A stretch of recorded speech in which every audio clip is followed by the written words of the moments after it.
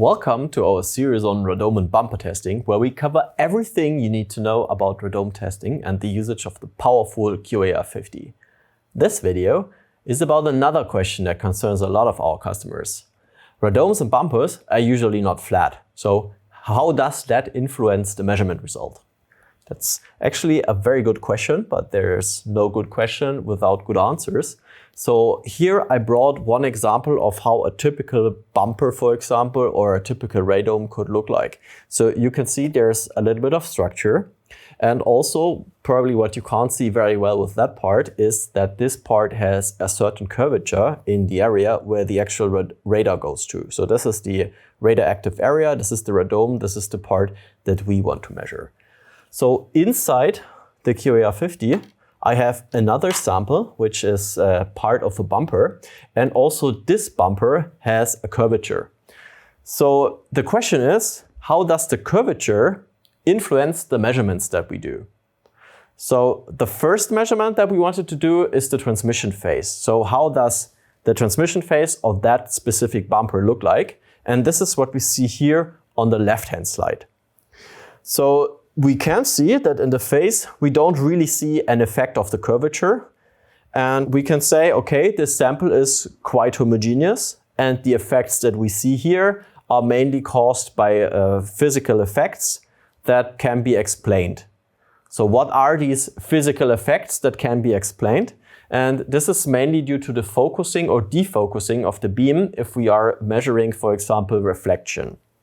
It's the same as in optical systems. You have the convex or concave samples, and basically, depending on the curvature of the samples, you have a defocusing or a focusing of the beam, and you get different results. So first, I would like to start with the simulation results. So we have simulated the results of a single point measurement, for example, taken with a vector network analyzer or any other single point measurement device, and the results of the microwave imaging. So on the left-hand side, the single point measurement, we can see different lines. There's a blue line, which is the radome with infinite radius, so basically no curvature at all. And there's another line depicting the radome with a radius of 40 meters, which is basically the same. So you can see if we normalize on that metal plate, we still have 0 dB. And then depending on the curvature, the reflectivity differs. So if we select, for example, the 0.4 meters or the 0.2 meters, then we have a significant effect in the single point measurement. So the yellow line or the orange line, they are at about minus 8.5 or minus 12 point something dB reflectivity. So that means even though we have 0 dB reflectivity, we're not measuring 0 dB reflectivity with that certain sample due to the sheer fact that it's curved. So how does it look like in microwave imaging? So first, start with the simulation here as well. Again, the blue line and the purple line, this is zero curvature. So basically a complete flat sample as we have, for example, for the verification plates. And then again, we look at the plates with the different curvature. So 0.4 meters, again, the yellow line, 0.2 meters, the orange line. So for the yellow line with the 0.4 meter radius, we see that there's a deviation of around minus 1.8 dB. And for the orange line, we see around minus 3.4 dB. So this is the simulation result. Again, how does this look like in a measurement? So here we have prepared a sample with 0.2 meters of radius. It's metallized. And the question is, what's the reflectivity of that sample? Because in theory, we were expecting for the flat sample 0 dB, but the fact that the sample is not flat changes the reflectivity that we measure. And from the simulation, we would expect a reflectivity of round about minus 3.4 dB.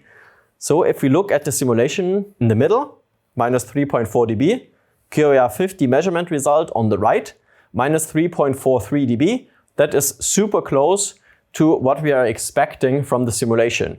So again, we have these physical effects that we can't avoid because it's sheer physics. We can't cheat the physics. But if you know what to do and if you know what you're doing, then it's basically not a too big effect.